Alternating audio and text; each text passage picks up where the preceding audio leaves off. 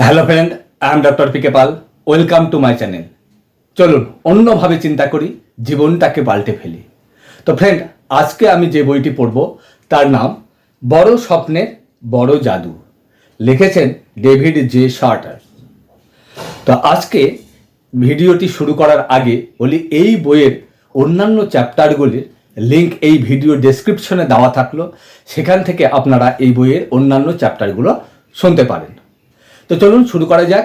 বড় স্বপ্নের বড় জাদু, অধ্যায় 6। আপনি নিজেকে যেমনটি মনে করবেন তাই হয়ে উঠবেন। ব্যাপারটা সুস্পষ্ট। মানুষের ব্যবহার, আচার আচরণ অনেকটা দুর্বোধ্য ধাঁধার মতন। কখনো ভেবে দেখেছেন কি, দোকানের বিক্রেতার একজন ক্রেতাকে হয়তো অভিবাদন করছেন, প্রশ্ন করছেন আপনাকে কিভাবে সাহায্য করতে পারি, অথচ আর একজনকে হয়তো সম্পূর্ণ উপেক্ষা করছেন। অথবা কোনো এক ভদ্রলোক হয়তো একজন মহিলাকে দেখে সসম্ভ্রমে দরজা খুলে দিলেন, অথচ আর একজনকে দেখে কিছুই করলেন না। কেন? অথবা একজন কর্মচারী হয়তো সাগ্রহে এক ঊর্ধ্বতন ব্যক্তির আদেশ মানছেন, কিন্তু অপর একজন কর্তা ব্যক্তির কোনো কথাই শুনছে না। অথবা এক একজনের কথা আমরা মনোযোগ সহকারে শুনে আবার কয়েকজনকে সম্পূর্ণ অগ্রাহ্য করি। এমন কেন হয়? নিজের আশেপাশে তাকিয়ে দেখুন, হয়তো দেখবেন একজনের সঙ্গে কিরে ম্যাক বা এই যে কি খবর ব্যবহার করা হচ্ছে, অথচ আর একজনের প্রতি যথেষ্ট গুরুত্ব দেওয়া হচ্ছে। সশ্রদ্ধ নমস্কার স্যার, আজ্ঞে স্যার এইসব বলা হচ্ছে। লক্ষ্য করুন, দেখবেন কয়েকজন মানুষকে দেখলে তাদের প্রতি আস্থা জাগে, শ্রদ্ধা ভক্তি জাগে, আবার কয়েকজনকে দেখে তেমন কোনো অনুভূতি হয় না। আরও কাছ থেকে দেখলে লক্ষ্য করবেন সব থেকে সফল ব্যক্তিদের প্রতি বেশি শ্রদ্ধাপূর্ণ আচরণ করা হয়। এর ব্যাখ্যা কি? এক কথায় এর উত্তর ভাবনা চিন্তা। ভাবনা চিন্তা থেকেই এমন হয়। নিজেদের প্রতি আমাদের মনোভাব দেখে অন্যরাও আমাদের দেখে সেই রকমই ব্যবহার করেন। আমাদের যেমন ব্যবহার পাওনা বলে মনে হয়, সেরকম ব্যবহারই আমরা বাস্তব জগতে পাই। মনোভাব থেকেই আচরণের পার্থক্যের সৃষ্টি হয়। যে হীনমন্যতায় ভোগে তার যতই যোগ্যতা থাক, সে তুচ্ছ নগণ্যই রয়ে যায়। কারণ মনের অবস্থা দেখে প্রক্রিয়া ও প্রতিক্রিয়ার উৎপত্তি হয়। কেউ নিজেকে তুচ্ছ মনে করলে সে অনুরূপ আচরণ করবে। তার কোনো রকম ফাঁকি বা কোনো রকম চেষ্টা তার মন চিন্তাধারাকে ঢেকে রাখতে পারবে না। নিজেকে যে গুরুত্বপূর্ণ মনে করে না, সে গুরুত্বপূর্ণ হয়ে উঠতে পারে না, গুরুত্ব পায় না।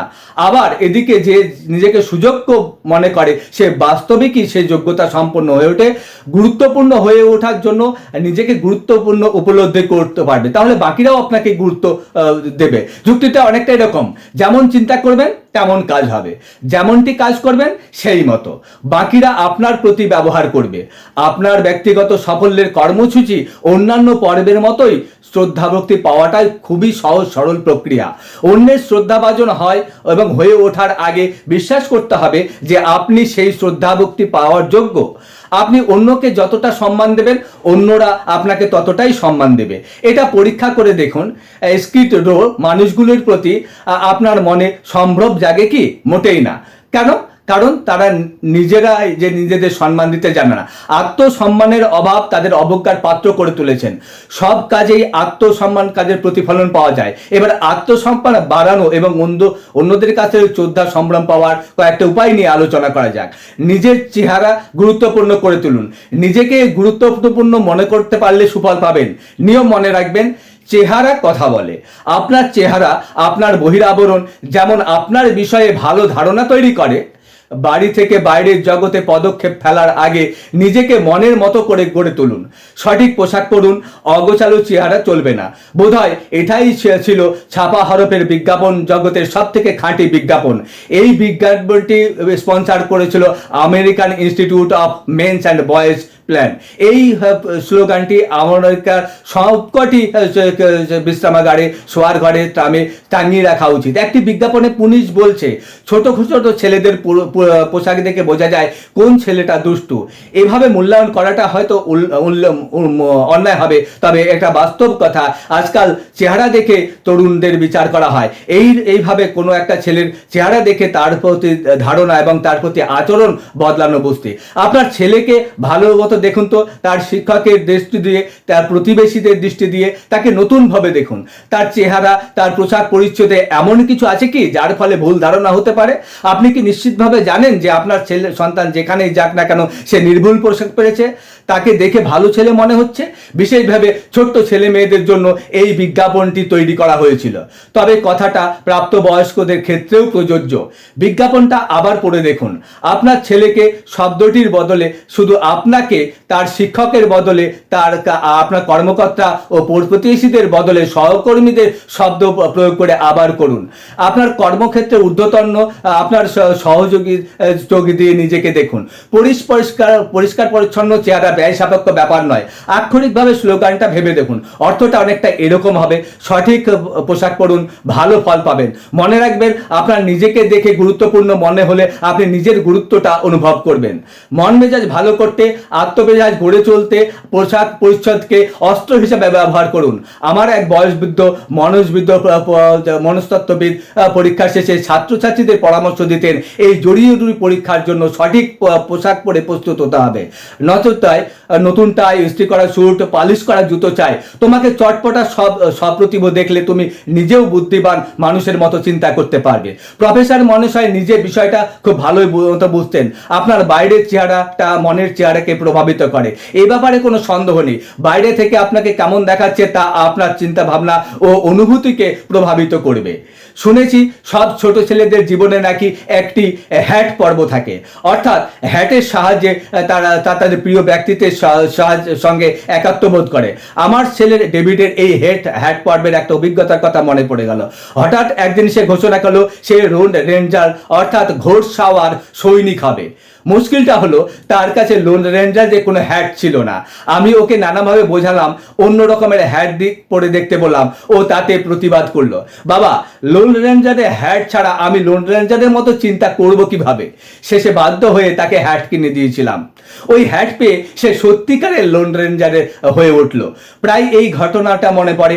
আমাদের চিন্তাধারার চেহারার যে প্রভাব পড়ে, এই ঘটনা তার জাজ্জল্য প্রমাণ। যে সামরিক বাহিনীতে কাজ করছে সে জানে একটা ইউনিফর্ম পরা মাত্র নিজেকে বীর সৈনিক মনে হয়। কোনো মহিলা পার্টিতে যাওয়ার পোশাক পরলেই তার সত্যি পার্টিতে যেতে ইচ্ছা করে। একইভাবে একজন এক্সিকিউটিভ উপযুক্ত পোশাক পরলে তার নিজেকে এক্সিকিউটিভ মনে হয়। এই কথাটা এক সেলসম্যান তার নিজের ভাষায় অনেকটা এইভাবে ব্যক্ত করেছেন। বড় বড় বিক্রি করতে গেলে নিজেকে বিত্তমান মনে করা খুব জরুরি। নিজেকে বিত্তমান না দেখালে নিজেকে আমি বিত্তবান ধনী উপভোগ করতে পারি না। আপনার বাইরের চেহারাটা আপনার সঙ্গে কথা বলে, অন্যদের সঙ্গে কথা বলে। অন্যরা আপনার ব্যাপারে কি ভাবছে তা আন্দাজ করা যায়। তথ্যগতভাবে হয়তো বলা হয় মানুষের বিদ্যা বুদ্ধিতে দেখবেন, চেহারা নয়। তবে ভুল বুঝবেন, মানুষ কিন্তু আপনার বাইরের চেহারা দেখেই আপনার মূল্যায়ন করেন। মূল্যায়নের প্রথম ভিত্তি আপনার চেহারা। আর যে কোনো ধারণা গড়ে তুলতে যতটা সময় লাগে, তাদের প্রথম দর্শনে যে ধারণার সৃষ্টি হয় তার সবথেকে দীর্ঘস্থায়ী হয়। একদিন সুপারমার্কেটে 20 চারা আঙুর দেখলাম, দাম 15 সেন্টের 1 পাউন্ড। পাশের টেবিলে ওই একই আঙুর সুন্দর পলিথিনের ব্যাগে প্যাক করা ছিল, দাম 35 সেন্টে 2 পাউন্ড। যে ছেলেটি জিনিসপত্রের ওজন করছিল তাকে প্রশ্ন করলাম, 15 সেন্টে 1 পাউন্ড ও 35 সেন্টে 2 পাউন্ড আঙুরের তফাৎ কি? আগে ছেলেটি বলল, পলিথিনে প্যাক করা আঙুরগুলো ভালো দেখাচ্ছে তাই দ্বিগুণ বিক্রি হচ্ছে। নিজেকে বিক্রি করার সময় আঙুরের উদাহরণটা মনে রাখবেন। সঠিক প্যাকেজ আপনার বিক্রির সম্ভাবনা বাড়িয়ে দেয়, তাও আবার বেশি দামে। অর্থাৎ আপনার মোড়কটা যত ভালো হবে তত বেশি স্বীকৃতি পাবেন। আগামীকাল লক্ষ্য করবেন, রেস্তোরাঁয়, বাসে, পথে ঘাটে, দোকানে, অফিসে, কাছারিতে কে বেশি সম্মান ও প্রাধান্য পায়। মানুষ যখন একে অপরের দিকে তাকায়, হয়তো তখনই অবচেতন মনে অন্যের একটা মনোরম নির্ণয় করে নেয়, সেই মতো ব্যবহার করে। সেই জন্য কাউকে দেখে আমরা বলি কি হে ম্যাক, আবার কাউকে দেখে সসম্ভ্রমে আজ্ঞে স্যার বলে উঠি। হ্যাঁ, বাইরের চেহারাটা খুবই গুরুত্বপূর্ণ। সুসজ্জিত মানুষকে দেখলে ভালো ধারণা হয়। চেহারাটা জানায় ইনি একজন গুরুত্বপূর্ণ ব্যক্তিত্ব, ইনি বিচক্ষণ, বিত্তবান ও বিশ্বাসযোগ্য। এই ভদ্রলোককে দেখে শেখা যায়, মনে শ্রদ্ধা জাগে। ইনি নিজেকে যথাযোগ্য সম্মান দিতে জানেন এবং আমিও একে শ্রদ্ধা করি। অপরিচ্ছন্ন চেহারার লোকটিকে দেখে মন্দ ধারণা হয়, মনে হয় লোকটা ব্যর্থ, এর অসাবধান, অসমর্থ, গুরুত্বহীন, অতি সাধারণ মানুষ। একে গুরুত্ব দেওয়া অর্থহীন, কেউ একে পাত্তা দেয় না। প্রশিক্ষণ প্রোগ্রামগুলিতে যখনই আমি নিজের চেহারার অবহেলা করবেন না কথাটা বলি, আমাকে প্রায় প্রশ্ন করা হয়, মানছি চেহারা গুরুত্বপূর্ণ, তবে নিজেকে গুরুত্বপূর্ণ দেখানোর জন্য, অন্যের শ্রদ্ধা সম্মান পাওয়ার জন্য যে পোশাক প্রয়োজন তা কোথায় পাবো? সত্যি এ এক জটিল ধাঁধা। এ নিয়ে আমি অনেক ভেবে দেখেছি, তবে উত্তরটা অবশ্য খুবই সহজ। দ্বিগুণ দাম দিয়ে অল্প কয়েকটা পোশাক কিনুন, কথাগুলি মুখস্থ করে নিন, এবার তা কাজে ব্যবহার করুন। আপনি যেসব পোশাক পরেন, হ্যাট, কোট, জুতো, মোজা, স্যুট, সবেতেই এই নিয়ম মেনে চলুন। চেহারার ব্যাপারের পরিমাণের চেয়ে গুণমানটাই বেশি গুরুত্বপূর্ণ। এই নিয়মটা মেনে চললে শুধু নিজের প্রতি শ্রদ্ধা বাড়বে তাই নয়, অন্যরাও আপনাকে শ্রদ্ধা করবে। দ্বিগুণ দামে অর্ধেক পরিমাণ জিনিস কিনলে আপনি লাভবান হবেন, কারণ আপনার জামা কাপড় দ্বিগুণ বেশি টিকবে, কারণ এগুলো দ্বিগুণ ভালো এবং যতদিন টিকবে এগুলির সেরা গুণমান বজায় থাকবে। কেনা পোশাকের স্টাইল বেশি দীর্ঘস্থায়ী হয়, সবসময় এমন হয়। আপনি এ ব্যাপারে সুপরামর্শ পেতে পারেন।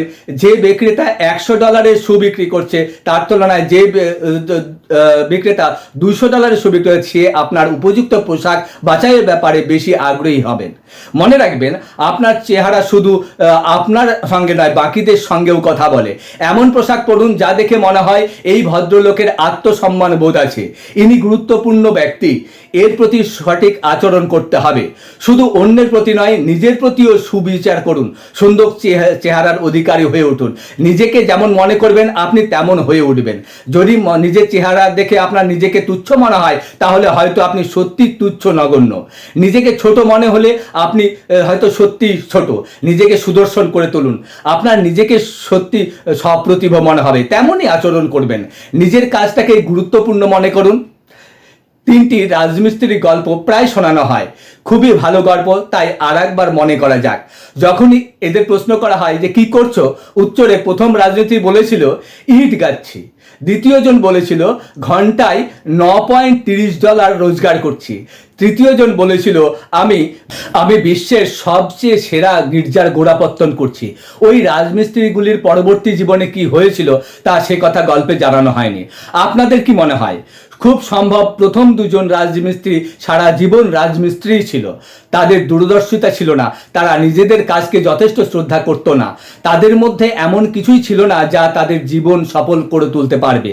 তবে যে রাজমিস্ত্রি নিজেকে এক বিশাল গির্জা নির্মাতা বলেছিল, সে সম্ভবত ভবিষ্যতের জীবনে রাজমিস্ত্রি থেকে কর্মী সত্তা বা কন্ট্রাক্টর কিংবা স্থগিত হয়ে উঠেছিল।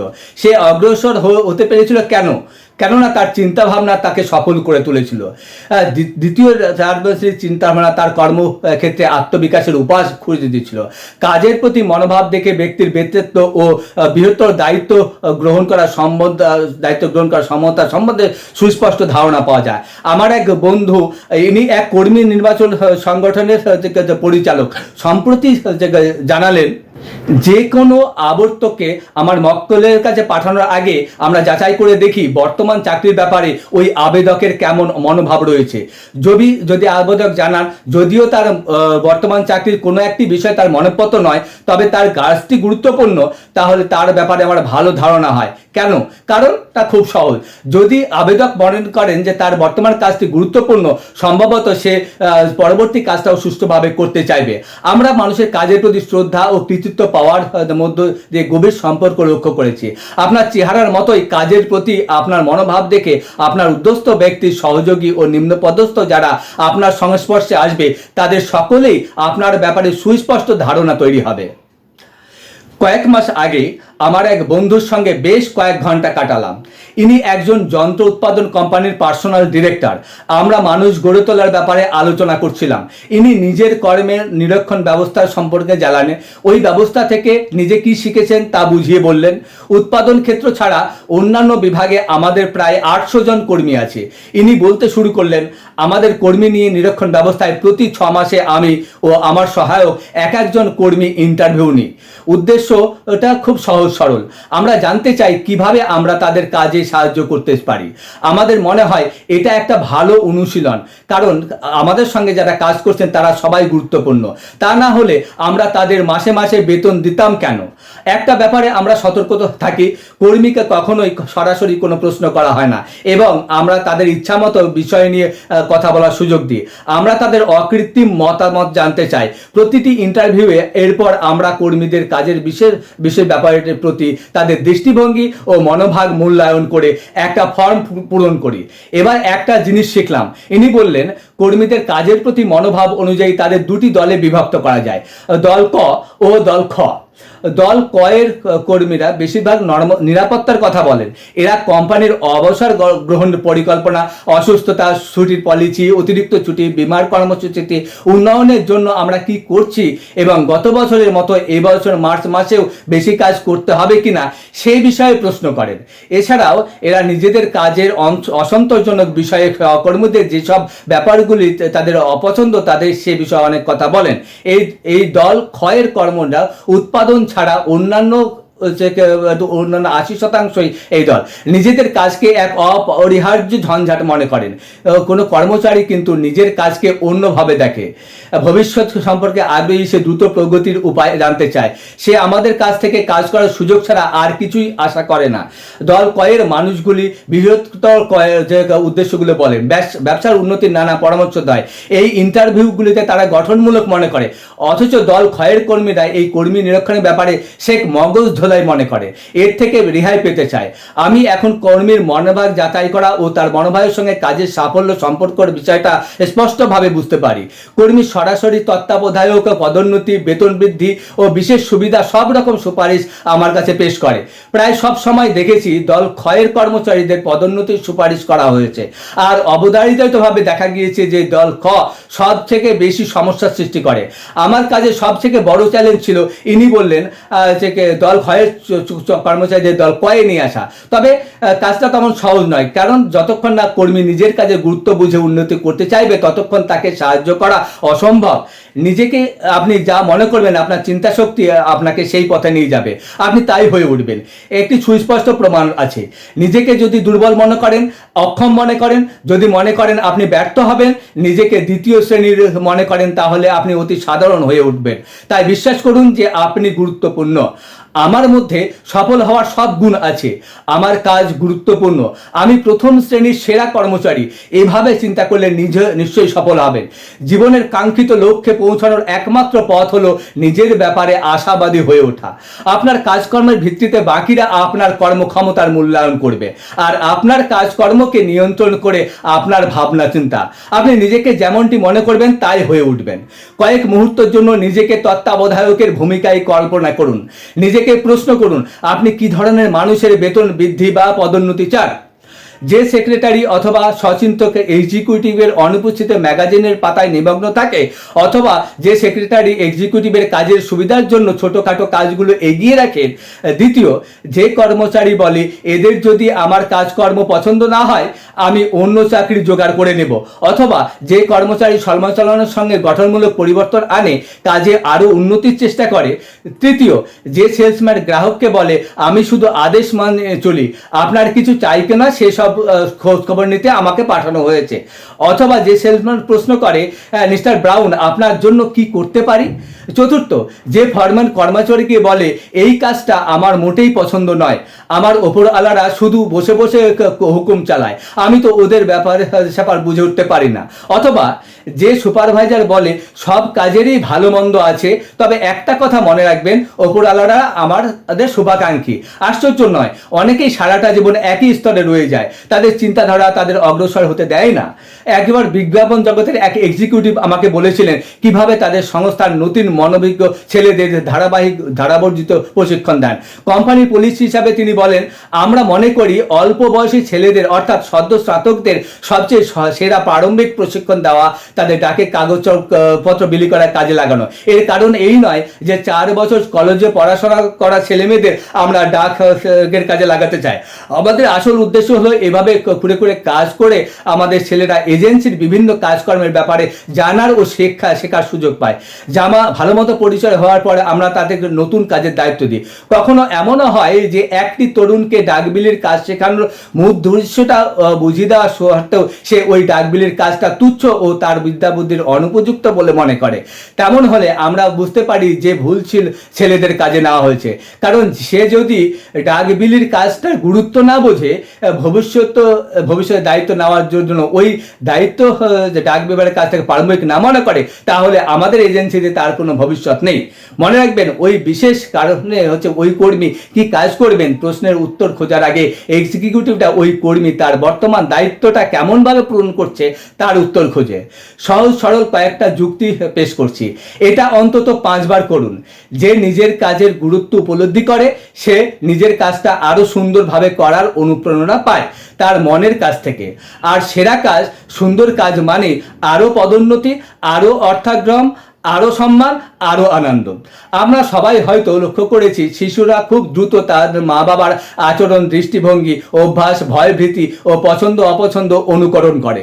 খাবারে পছন্দ অপছন্দ, ব্যবহার বা আচরণে, ধর্ম ও রাজনীতিতে মতামত অথবা অন্য যে কোনো বিষয়ে শিশুরা তাদের মা বাবা, অভিভাবকের ও ভাবনাচিন্তার জীবন্ত প্রতিফলন হয়ে ওঠে। তাদের অনুকরণ ও অনুসরণ করে শিশুটি জগৎকে চিনতে শিখে। প্রাপ্তবয়স্করা কিন্তু তাই করে। সারাটা জীবন মানুষ অন্যদেরকে অনুকরণ করে। তারা তাদের দলের নেতা বা তত্ত্বাবধায়কের অনুসরণ করে। তাদের ভাবনা চিন্তা ও ক্রিয়াকলাপে তাদের সুস্পষ্ট প্রভাব পড়ে। ব্যাপারটা সহজে যাচাই করে দেখা যায়। আপনারা যে কোনো বন্ধু ও তার কর্মকর্তার চিন্তাধারা ও কর্মপদ্ধতার সামঞ্জস্য বিশেষভাবে লক্ষ্য। আপনার বন্ধু হয়তো এসব ব্যাপারে নিজের বস বা অন্যান্য সঙ্গী সাথীদের অনুকরণ করেন। কথ্য ভাষা ও শব্দ বাছাই করা, সিগারেট খাওয়ার ভঙ্গি, মুখভঙ্গি ও আচরণ, পোশাক ও পরিচ্ছদ ও গাড়ির বিষয়ে পছন্দ অপছন্দ, এছাড়াও অনেক কিছু। অনুকরণের ব্যাপারটা লক্ষ্য বা যাচাই করার আর একটা উপায় হলো কর্মচারীর আচরণের চিফের অর্থাৎ কর্মকর্তার আচরণের সঙ্গে সাদৃশ্য তুলনা করে দেখুন। কর্মকর্তা নার্ভাস বা চিন্তিত হলে তার ঘনিষ্ঠ সহযোগীরাও অনুরূপ মনোভাবাপন্ন হবে। তবে ওই কর্মকর্তা নিজে সফল হলে, হাসিখুশি হলে কর্মচারীও খুশি হবেন। অর্থাৎ কাজের প্রতি আমাদের মনোভাব আমাদের নিম্নস্থ কর্মদের মনোভাবকে প্রভাবিত করে। আমাদের নিম্নপদস্থ কর্মচারীদের কাজের প্রতি দৃষ্টিভঙ্গি আমাদের নিজেদের কাজের প্রতি দৃষ্টিভঙ্গির সরাসরি প্রতিফলন। মনে রাখতে হবে, যেমন শিশুর ব্যবহারে মা বাবার আচরণে প্রভাব পড়ে, তেমনই আমাদের গুণ ও দুর্বলতাগুলির প্রতিফলন আমাদের অধীনস্থদের আচরণে সুস্পষ্ট হয়ে ওঠে। সফল মানুষের একটি চারিত্রিক বৈশিষ্ট্য হলো উৎসাহ। কখনো লক্ষ্য করেছেন কি, দোকানের উৎসাহী সেলস পার্সন কথাবার্তা বলে আপনাকে অর্থাৎ গ্রাহককে পণ্যে আগ্রহী করে তোলে, অথবা উৎসাহ উদ্দীপনায় ভরপুর যাজক বা অন্য কোনো বক্তার শ্রোতারা তার মতোই সচেতন, উৎসাহিত ও তৎপর হয়। আপনি উৎসাহ উদ্দীপনায় ভরপুর হলে আপনার আশেপাশের লোকজনও তেমনই উৎসাহিত হয়ে উঠবে।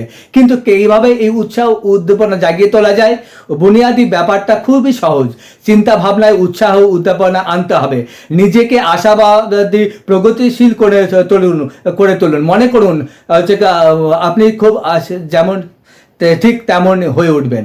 উৎসাহিত অনুভবী করলেন আপনি সত্যি উৎসাহিত হয়ে উঠবেন। সেরা গুণমানের কাজ সম্পাদন করতে ততটাই উদ্দীপনা ও আগ্রহ থাকা চাই। বাকিরাও আপনার উৎসাহে অনুপ্রাণিত হয়ে উঠবে। আপনি পাবেন উৎকৃষ্ট কাজ। অথচ যদি ভুল পথে চলেন, অর্থপণ্য সর্বনাশ, নানা ছোটোখাটো ব্যাপারে কোম্পানিকে ঠকান, তাহলে আপনার নিম্নস্তররা কি করবে?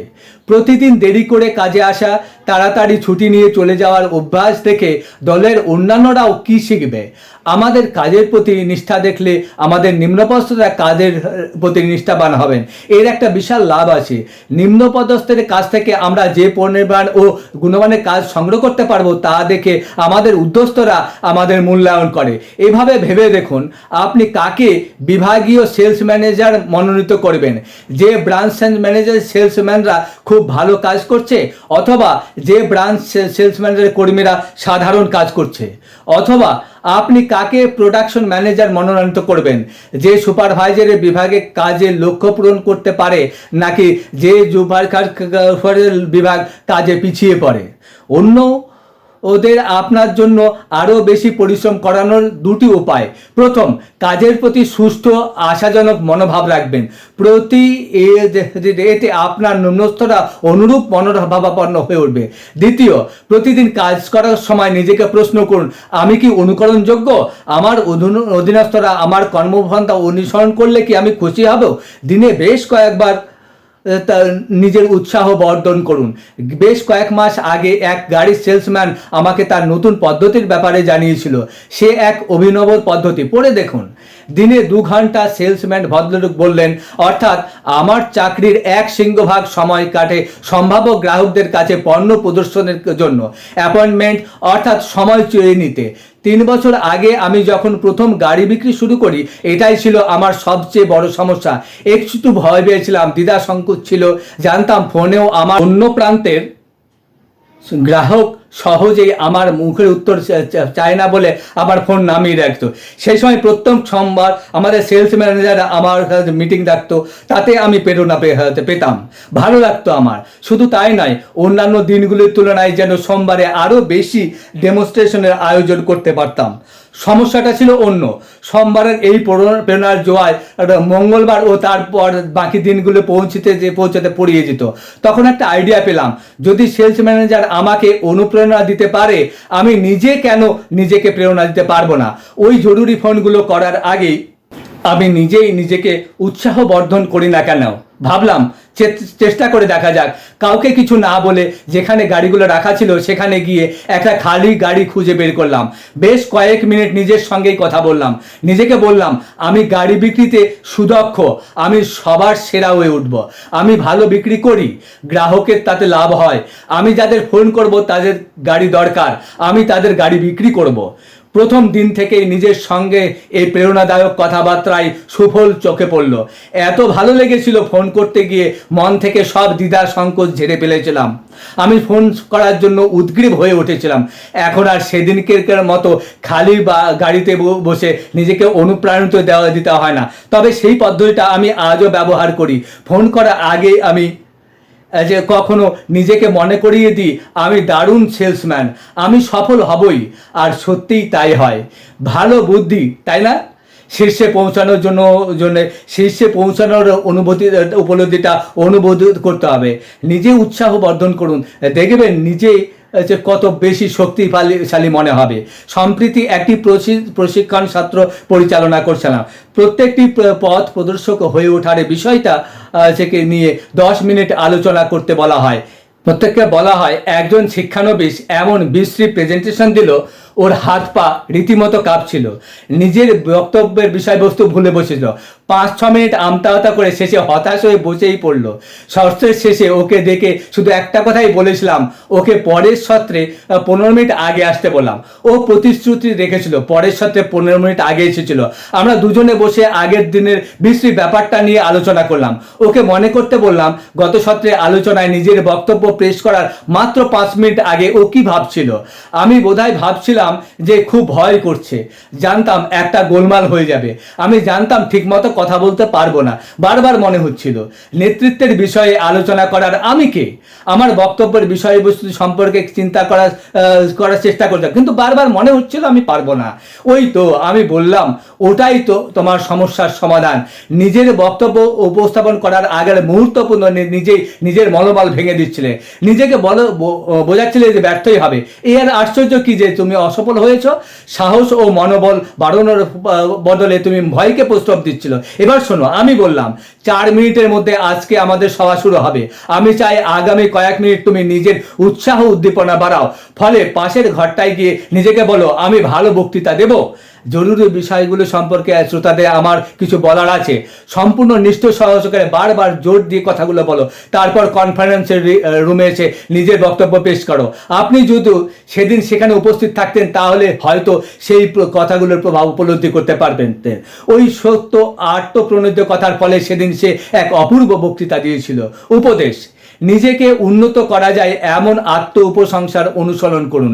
নিজেকে অপরাধী সাব্যস্ত করে শাস্তি দেওয়ার, নিজেকে হীন প্রমাণ করার অভ্যাস করবেন না। আপনি নিজেকে যা মনে করবেন আপনি তাই। নিজেকে নিজের কাজে বিক্রি করা বিজ্ঞাপন তৈরি করুন। এক মুহূর্তের জন্য আমেরিকার সবথেকে জনপ্রিয় পণ্য কোকাকোলার কলা ভেবে দেখা যাক। প্রতিদিন আপনার চোখ বা কান কোক সম্পর্কে সুখবর জানতে শুনতে চায়। কোকাকোলার প্রস্তুতকারক আপনাকে বারবার কোক বিক্রি করছে, তার অবশ্য কারণ আছে।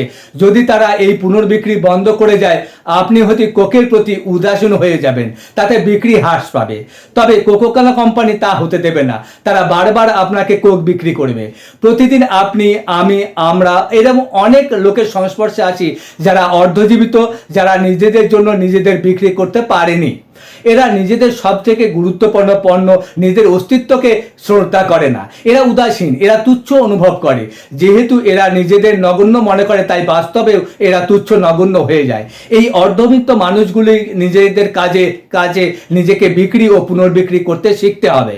তার নিজেকে প্রথম শ্রেণীর মানুষ মনে করতে হবে, তার নিজের ওপর অকৃত্রিম একনিষ্ঠ আস্থা রাখতে হবে। টম ট্যান্স নামে তরুণ ছেলেটি দ্রুত উন্নতি করছে। টম নিয়মিত দিনে 3 বার নিজেকে নিজের কাছে বিক্রি করে। নাম দিয়েছে টম স্টাইলের 60 সেকেন্ডের বিজ্ঞাপন। বিশেষভাবে নিজের জন্য তৈরি এই বিজ্ঞাপন সে সবসময় নিজের কাছে রাখে। এতে রয়েছে ইনি টম স্টাইলে একজন অত্যন্ত গুরুত্বপূর্ণ ব্যক্তিত্ব। টম, আপনি উচ্চাকাঙ্ক্ষী, বিশাল মাপের ভাবনা করুন, সব বিষয়ে বড় বড় কল্পনা করুন। আপনার মধ্যে সেরা মনের কাজ করার ক্ষমতা নিহিত আছে, তাই সবার সেরা কাজ করে দেখান। টম, আপনি আনন্দ ও প্রগতি সম্বন্ধিতে বিশ্বাসী, তাই শুধু আনন্দময় কথাবার্তা বলুন, শুধু প্রগতি অগ্রগতি কথা বলুন, শুধু সমৃদ্ধির কথা বলুন। আপনি অনেক কিছু করতে পারেন টম, আপনি অনেক কিছু করতে পারেন। নিজের অসীম ক্ষমতা কাজে ব্যবহার করুন। কোনো কিছুই আপনার পথে বাধা সৃষ্টি করতে পারবে না, কিছুই বাধা হয়ে উঠতে পারবে না।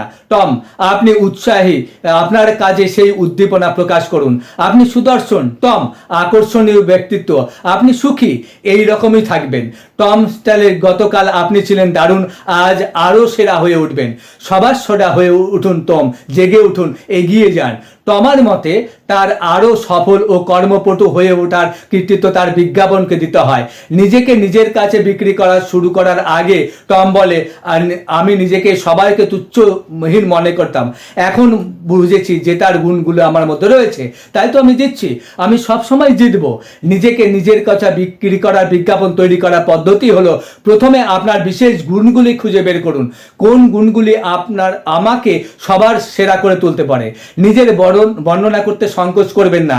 এবার সেই গুণগুলি নিজের ভাষায় লিখে নিন, নিজের বিজ্ঞাপন তৈরি করুন। টম স্টাইলের বিজ্ঞাপনটি আবার পড়ে নিন, দেখুন কিভাবে সে টমের সঙ্গে কথা বলছে।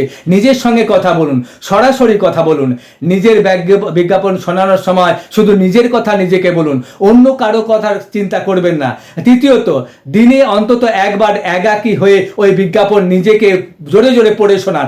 একটা আয়নার সামনে দাঁড়িয়ে এটা করতে পারলে এটা খুবই ভালো হয়। শরীরে সেই উত্তেজনা আনুন, দৃঢ় নিশ্চিত হয়ে জোর দিয়ে বিজ্ঞাপনটি আবার পড়ুন। রক্তস্পন্দনের দ্রুততা অনুভব করবেন, নিজেকে উদ্দীপ্ত করে তুলুন। চতুর্থ, দিনে বেশ কয়েকবার মনে মনে বিজ্ঞাপনটা পড়ুন। কঠিন পরিস্থিতির সম্মুখীন হওয়ার আগে এটা পড়ুন। সবসময় বিজ্ঞাপনটা হাতের কাছে রাখুন ও ব্যবহার করুন। আর একটা কথা, অনেকেই হয়তো বেশিরভাগ মানুষই সাফল্যের এই কলা কৌশল সম্পর্কে শুনে হেসে উড়িয়ে দিবেন, কারণ সাফল্যের মূলে আছে ভাবনা চিন্তার সঠিক পরিচালনা। এই কথা তারা বিশ্বাস করে না। তবে অনুগ্রহ করে সেই সব মামুলি লোকেদের কথায় কান দেবেন না। আপনি তো মামুলি নন। যদি আপনার মনে নিজেকে বিক্রি করার বিজ্ঞাপন সম্বন্ধে সামান্য কম দ্বিধা থাকে, তাহলে এই ব্যাপারে কোনো সফল মানুষের মতামত জেনে নিন, তাকে জিজ্ঞাসা করুন, এর সার্থকতা বুঝে তারপর নিজেকে নিজের কাছে বিক্রি করুন। নিজের চিন্তাভাবনায় উন্নতি করুন, গুরুত্বপূর্ণ মানসিকতার উন্নতি করুন। চিন্তাভাবনা উন্নতি করলে আপনি সফল হবেন। গুরুত্বপূর্ণ মানুষের মতো চিন্তা করার কয়েকটি সহজ উপায় আপনাকে সফল করে উঠতে পারে। দেখুন, পরিস্থিতি দুশ্চিন্তাগ্রস্ত হলে নিজেকে প্রশ্ন করুন, কোনো গুরুত্বপূর্ণ ব্যক্তিত্ব কি এই নিয়ে মাথা ঘামাতো? আমার পরিচিত সফল মানুষটি কি এই নিয়ে চিন্তা করে? নতুন বুদ্ধি মাথায় এলে, গুরুত্বপূর্ণ ব্যক্তিদের এরকম আইডিয়া আসলে তিনি কি করবেন, এটা চিন্তা করুন। পরিস্থিতি আমার চেহারা, নিজেকে প্রশ্ন করুন, আমার চেহারা দেখে কি সবার শ্রদ্ধেয় সবচেয়ে সম্মানযোগ্য মনে হয়? পরিস্থিতি, আমার ভাষা প্রয়োগ। নিজেকে প্রশ্ন করুন, সফল মানুষের ভাষায় কথা বলছে কি? পরিস্থিতি, আমার পাঠ্য বিষয়। নিজেকে প্রশ্ন করুন, কোনো গুরুত্বপূর্ণ মানুষ কি এটা পড়বে কি? পরিস্থিতি, কথোপকথন। নিজেকে প্রশ্ন করুন, সফল মানুষ এসব নিয়ে কথা বলবে কি? পরিস্থিতি, রেগে গেলে নিজেকে প্রশ্ন করুন, আমি যে কারণে রেগে গিয়েছি সেই কারণে গুরুত্বপূর্ণ মানুষ রেগে যাবে কি? পরিস্থিতি, আমার হাসি ঠাট্টা। নিজেকে প্রশ্ন করুন, কোনো গুরুত্বপূর্ণ ব্যক্তিত্ব এরকম হাসি ঠাট্টা করবে কি? পরিস্থিতি, আমার কাজ। নিজেকে প্রশ্ন করুন, একজন গুরুত্বপূর্ণ ব্যক্তি কিভাবে নিজের কাজের বর্ণনা করবে? আপনার মনে এই প্রশ্নটা গেঁথে নিন, গুরুত্বপূর্ণ মানুষ কি এইভাবে কাজ করে? এই প্রশ্নের সাহায্যে আরও বড় সফল মানুষ হয়ে উঠুন। সংক্ষিপ্তভাবে বলতে গেলে মনে রাখবেন, প্রথম, নিজেকে গুরুত্বপূর্ণ দেখান। এতে গুরুত্বপূর্ণ মানুষের মতো ভাবনা চিন্তা করতে সুবিধা হবে। আপনার চেহারা আপনার সঙ্গে কথা বলে, তাই চেহারা যেন আপনার মন মেজাজ ভালো করে দিতে পারে। আপনার আত্মপ্রত্যয় বেরোয়, আপনার চেহারা বাকিদের সঙ্গে কথা বলে, তাই আপনার চেহারা যেন বলে এই ভদ্রলোক এক গুরুত্বপূর্ণ ব্যক্তিত্ব, ইনি বুদ্ধিমান, বিচক্ষণ ও বিশ্বাসযোগ্য। দ্বিতীয়, নিজের কাজকে গুরুত্বপূর্ণ মনে করুন। এভাবে চিন্তা করলে নিজের কাজ আরও ভালোভাবে করার মনোবল পাবেন। আপনি যদি নিজের কাজকে গুরুত্ব দেন, তাহলে আপনার নিম্নস্তরাও তাদের কাজের গুরুত্ব উপলব্ধি করবে। তৃতীয়, দিনে বেশ কয়েকবার নিজের উৎসাহ বর্ধন করুন। নিজেকে নিজের কাছে বিক্রি করার বিজ্ঞাপন প্রস্তুত করুন। যে কোনো সুযোগ পেলে নিজেকে জানান আপনি একজন সেরা খাঁটি মানুষ। চতুর্থ, জীবনে যে কোনো পরিস্থিতিতে নিজেকে প্রশ্ন করুন, গুরুত্বপূর্ণ মানুষ কি এইভাবে চিন্তা করে? তারপরে সেই মতো কাজ করুন। সো ফ্রেন্ডস, আজকের ভিডিও এই পর্যন্তই। Thank you.